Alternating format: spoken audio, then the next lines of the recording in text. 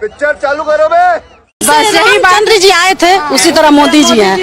अच्छा, हम लोग मोदी जी को हमेशा चाहेंगे, मोदी जी को ही रखेंगे। ठीक है, हमेशा उनको ही देंगे, उनको ही वोट देंगे, चाहे जो भी हो जाए। अगर वो हम लोग के लिए बुरा करेंगे तो भी हम लोग उन्हीं का संगठन करेंगे। कौन है ये लोग? मैं नहीं बताऊंगा। और अच्छा करेंगे तो भी करेंगे, वो तो भगवान है। कब हो गई? एक कहते हैं ना, हम लोग को तो नहीं पता है राम जी कैसे थे, लेकिन हम मोदी जी को देख रहे हैं तो समझ रहे हैं वो राम जी ही आए हैं।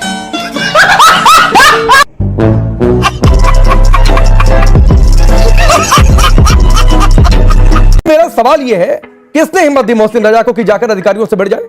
अभी पता चलेगा। आपने हिम्मत दी। अच्छा, जी कैसे? बताता हूँ। अब आप इसको प्रमोट कर रहे हैं। अरे भाई मैं क्या बताऊं किसने मैं प्रमोट कर रहा हूं तो मैंने हिम्मत दे दी। बीच में ना बोल। आप ये बेतुका सवाल मुझसे पूछ क्यों रहे हैं? अरे सरकार भारतीय जनता पार्टी की, सरकार भारतीय जनता पार्टी की, मुख्यमंत्री आदरणीय योगी आदित्यनाथ जी, ठीक है, समझ गया। उसकी पुलिस से मुठभेड़ हो रही। आप पूछ रहे हैं कि साहब ये क्यों कर रहा है, ये किसको कौन भड़का रहा है? हम तो कह रहे हैं आप भड़का रहे हैं। अच्छा, मैं आपके ऊपर इल्जाम लगा रहा हूं। अच्छा, ये सवाल बेतुका है। वो मेरा चच्चा है कि चचाजाद भाई है? अरे भाई सरकार राकेश त्रिपाठी जी के, राकेश त्रिपाठी जी से सवाल पूछा, मुझसे क्यों पूछ रहे हैं ये सवाल? मैं बता रहा हूं क्यों पूछ रहा हूं।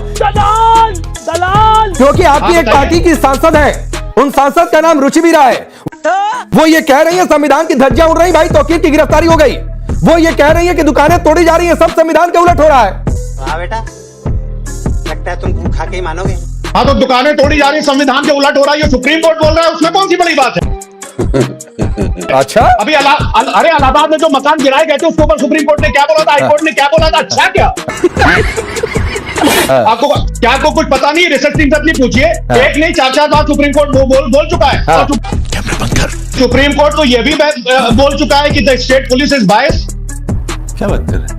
सुप्रीम कोर्ट ने बोला I don't want to use the word but the state police is bias. 21 March 2025 को सुप्रीम कोर्ट यह भी बोल चुका है कि there is a complete breakdown of law in Uttar Pradesh. क्या बताइएगा आप, क्या बोलिएगा? पूछिए राकेश त्रिपाठी से, हिम्मत नहीं आपकी। इतना छोटा पहले कभी नहीं हुआ होगा। ये बात सच है कि पंडित जवाहरलाल नेहरू के बाद नरेंद्र मोदी वो शख्स हैं जो लगातार 3 बार अपने दम पर मैंडेट लाते हैं। अरे चाकना है, चाकिए। अनुच्छेद 370 की बात बीजेपी कब से लिखती थी अपने उसमें। अच्छा, राम मंदिर की बात लिखती थी, हालांकि कोर्ट के ऑर्डर से हुआ है, लेकिन ये सब कुछ मुमकिन हुआ। अब बीजेपी कहती है कि मोदी है तो मुमकिन है। ठीक है, आपके पास अपनी क्षमता के लिए कहने। रुको जरा, अभी बदत है भाई, अभी बदत है। अंजना जी, मेरे बयान से हो सकता है किसी को मिर्ची लगे, पर नरेंद्र मोदी जी की तुलना पंडित जवाहरलाल नेहरू जी से करना पंडित जवाहरलाल नेहरू जी का अपमान है। आप तुलना कर ही नहीं सकते। पंडित जवाहरलाल नेहरू जी ने अपने दम पर बहुमत हासिल किया और एक आधुनिक भारत का निर्माण उन्होंने किया। क्या बिक गई है IIM का निर्माण किया, अब से IIM में आज 56% पद खाली पड़े। नहीं। कुलदीप सिंह सेंगर को संरक्षण देने वाले प्रधानमंत्री नरेंद्र मोदी जी, आज ना उनकी जवाबदेही है ना कोई बदलाव है, बदले में सिर्फ प्रचार है, जुमलेबाजी। आलोक शर्मा जी, अब आप मोर्चा संभालिए। जो पोस्ट आप लोगों ने लिखा है उसमें सबसे बड़ी बात कही है क्या? आरएसएस देश को बांटने वाला संगठन। लेकिन जो भी ये रिश्ता कहलाता हो, ये बीजेपी आरएसएस का ही रिश्ता है कि तीसरी बार पुनः मोदी की सरकार बनी है। अच्छा, तो आपके पास काट क्या है? अभी बदत है भाई, अभी बदत है। इलेक्शन कमीशन ठीक हो जाए, काट यही है देश के पास। वापस आते हैं। मैं सोच रहा था बहुत लंबा वक्तव्य हो गया, अभी तक नफरत की एक भी बात नहीं की। खैर आखिर में वो आरएसएस का एजेंडा उन्होंने कर ही दिया, कांग्रेस पे आरोप लगाने का, वो नफरत फैलाने का एजेंडा लास्ट में कर ही दिया। जिस संस्थान में 100 साल तक इस देश के अंदर नफरत फैलाई हो और अपना रजिस्ट्रेशन नहीं करा पाया हो, जो लोग ताली बजा रहे थे बड़े जोर जोर से, बताइएगा रजिस्ट्रेशन कहां है आरएसएस का? नहीं, मुझे मजाक नहीं उड़वाना अपनी चीज का। दुर्भाग्य ये है कि चाहे वो ओरिजिन हो, वो भी वैचारिक पूरी तरह से नफरत से हुआ, चाहे वो 2 नेशन थ्योरी हो, चाहे वो 1930 का नमक सत्याग्रह हो, सविनय अवज्ञा आंदोलन हो, भारत छोड़ो आंदोलन हो, कहीं आरएसएस दिखाई नहीं दिया था। नंगा करके नहला रहा है। अंग्रेजों के साथ थे। और इनके सावरकर साहब का मैं एक कोट पढ़ता हूं, I feel no hesitation in maintaining friendly relations with British government. ये 1939 में था। कांग्रेस पे हो, सोशलिस्ट हो, कम्युनिस्ट हो, सब पे बैन लगाते थे अंग्रेज, आरएसएस पे कभी नहीं लगाते थे। भाई थे ना। डिवाइड एंड रूल उन्हीं से सीखा इन्होंने। दिक्कत बुरा लगा। यह है कि सैकड़ों करोड़ की बिल्डिंग दिल्ली में बनेगी लेकिन रजिस्ट्रेशन नहीं होगा। एक ही भाव है पूरे आरएसएस का, और वो है सत्ता प्रथम, राष्ट्र प्रथम नहीं, सत्ता प्रथम। अरे भाई 11 साल से आपकी सरकार है, एडीआर की रिपोर्ट कहती है कि 600% हेट स्पीचेस इस देश के अंदर बढ़ गई। तुम्हें शर्म है कुछ? नहीं। और बीजेपी की तरफ से जितनी हेट स्पीच आती है मैक्सिमम कौन देता है?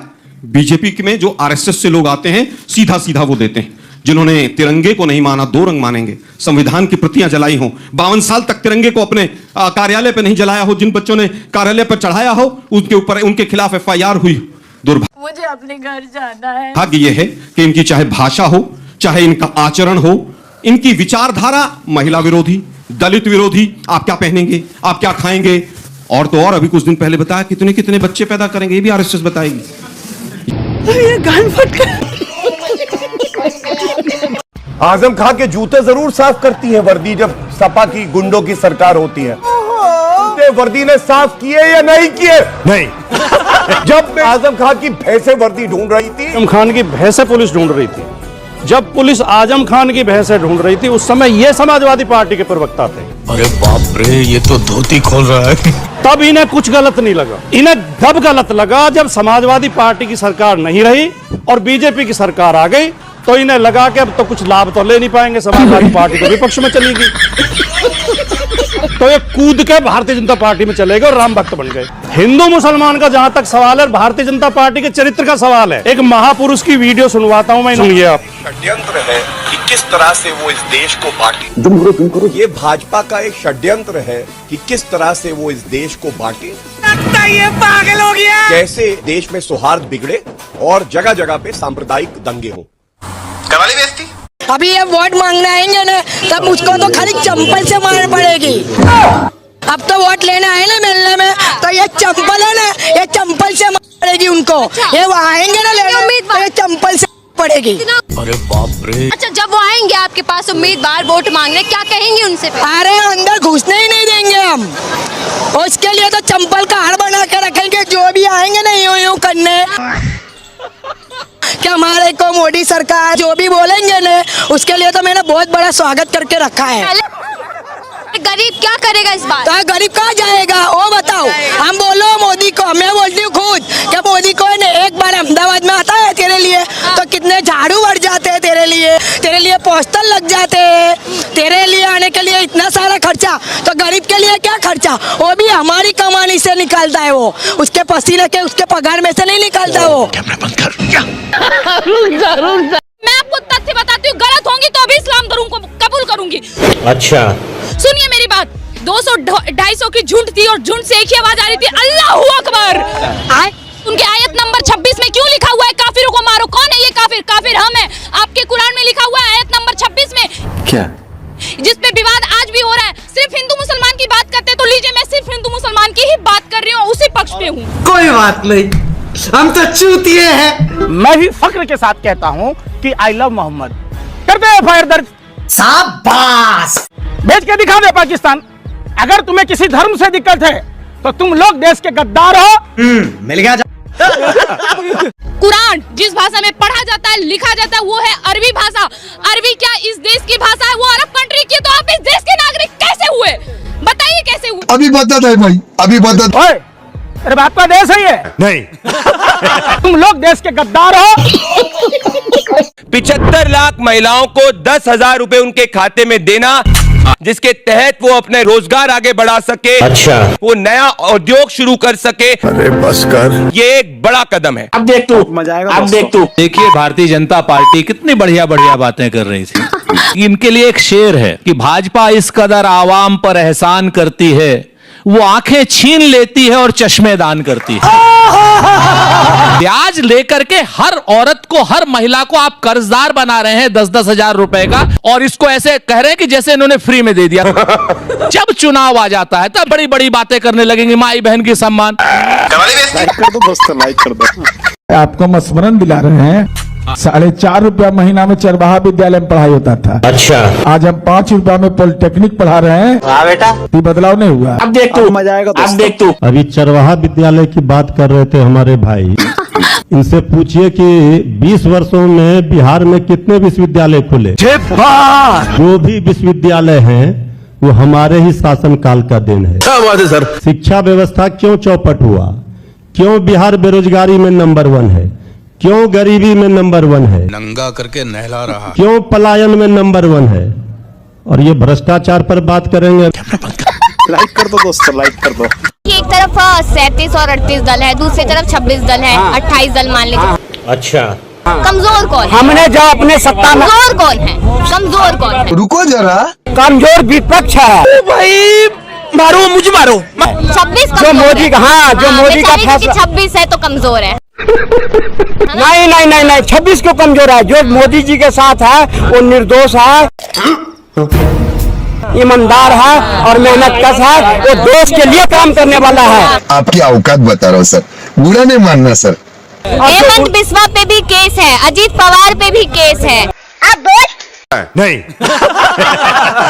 वो कैसे यहाँ पर शरीफ हो सकते हैं? तो वो केस में तब इन्वॉल्व था जब उनके साथ थे। क्या बात कर रहे हैं? आज जब इनके साथ आ गए हैं ना, तो वो स्वच्छ जो थे तब आए हैं। ये डबल स्टैंडर्ड बात कर रहे हैं अंकल जी, आप डबल स्टैंडर्ड। बात तो सही है। अब तू क्या देख, तेरी औकात मैं दिखाता हूँ तुझे। देश में 40% सांसदों पर आपराधिक मामले, भाजपा के 139 सांसदों पर चल रहे हैं मुकदमे। ये हिंदुस्तान अखबार की न्यूज है, ये मेरे घर की बनाई हुई न्यूज नहीं है। ये रे, ये अभी मैं डेट भी दे देता हूँ। 306 सांसदों ने आपराधिक मामलों की जानकारी दी, जिसमें से ये रहा। जूम करो। भाजपा के 139 सांसदों पर चल रहे हैं मुकदमे। ये भाई साहब कह रहे हैं कि वो नहीं, मुकदमा कोई नहीं है, दागी कोई नहीं है, उनके ऊपर केस चल रहे हैं। और ये रहा, कांग्रेस का भी है ऐसी बात, कांग्रेस के 26 सांसदों पर। 26 ज्यादा होते हैं, 139 ज्यादा होते हैं। बस हवा निकल गई।